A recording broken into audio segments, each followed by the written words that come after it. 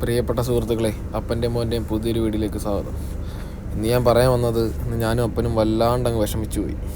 ഞങ്ങൾ നെതർലാൻഡിൽ നിന്ന് ലോഡ് കയറ്റി അവിടെ നിന്ന് ഇറങ്ങിയപ്പോൾ വണ്ടി ഐസിൻ്റെ അകത്ത് പെട്ടുപോയി.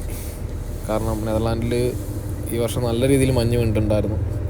അപ്പോൾ എന്നെപ്പോലെ ഒത്തിരി ഡ്രൈവർമാരും ഇതുപോലെ പെട്ടിട്ടുണ്ടായിരിക്കും, എനിക്കറിയില്ല.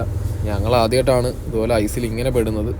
പിന്നെ ഞാനും അപ്പനോട് വെളിയിലിറങ്ങി കമ്പനിയിൽ പോയി ഷവല് വാങ്ങിച്ചു.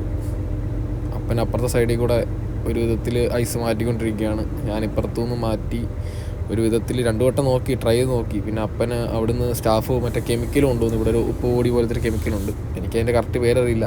അപ്പോൾ അത് വിതറി അത്യാവശ്യം മാറ്റിക്കൊണ്ടിരിക്കുകയാണ്. ഇതൊക്കെയാണ് സുഹൃത്തുക്കളെ നമ്മുടെ ഡ്രൈവർമാരുടെയൊക്കെ കഷ്ടപ്പാട്. നമ്മൾ എത്രത്തോളം മാറ്റും തോറും അത് പിന്നെയും ഐസ് കൂടിക്കൊണ്ടിരിക്കുക. ഇവിടെ നല്ല രീതിയിൽ നാട്ടിൽ മഴ പെയ്യുന്ന പോലെയാണ് ഐസ് വീഴുന്നത്. നമ്മളൊരു വിധത്തിൽ ഒരു സൈഡിലെ കുറച്ച് മാറ്റി, ഇനിയിപ്പോൾ അപ്പുറത്തെ സൈഡിലേയും കൂടെ മാറ്റാനുണ്ട്. ഫുള്ളായിട്ട് കറങ്ങുകയാണ്, ടയർ ഫുള്ള് നിന്ന് കറങ്ങുകയാണ്. നമുക്ക് ഒരു വിധത്തിലൊന്നും ചെയ്യാൻ പറ്റില്ല. പിന്നെ അവരുടെ H&M എന്ന് പറയുന്ന ഒരു കമ്പനിയിലാണ് നമ്മൾ വന്നത്. അപ്പോൾ അവിടുത്തെ സ്റ്റാഫിൻ്റെ സപ്പോർട്ട് നമുക്കുണ്ട്. അപ്പോൾ അപ്പൻ ആ ഒരു സൈഡിൽ നിന്ന് കുറച്ച് മാറ്റി. കാരണം ബാക്ക് വീലൊന്നും ഒട്ടും ഒരു തരത്തിൽ വണ്ടി ഫ്രണ്ടിലോട്ട് പോലും അനങ്ങുന്നില്ല.